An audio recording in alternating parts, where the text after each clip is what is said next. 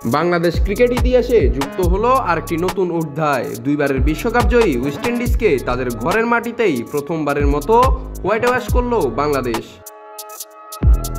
Saint ভিনসেন্টে সিরিজের শেষ ম্যাচে টসে জিতে ব্যাটিংয়ের সিদ্ধান্ত নেয় বাংলাদেশ। শুরু থেকেই আক্রমণাত্মক মেজাজে ব্যাট করতে থাকে টাইগাররা। ইমনের 21 বলে 39 রানের ঝড়ো শুরুর পর মিডল অর্ডারে হাল ধরেন জাকের আলী। উইকেট রক্ষক এই ব্যাটার 3-4 ও 6 ছক্কায় 41 বলে 72 রানের দুর্দান্ত ইনিংস খেলে বাংলাদেশের রান নিয়ে যান 189-এ।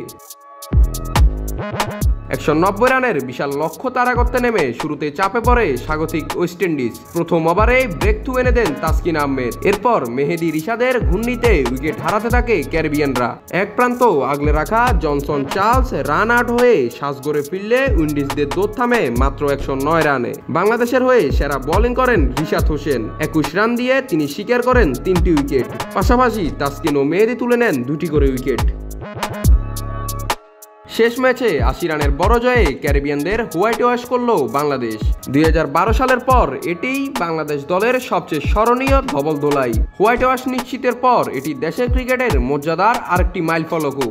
ভারত, পাকিস্তান ও ইংল্যান্ডের পর চতুর্থ দল হিসাবে ওয়েস্ট ইন্ডিজকে তাদের মাটিতে হোয়াইট ওয়াশ করল বাংলাদেশ।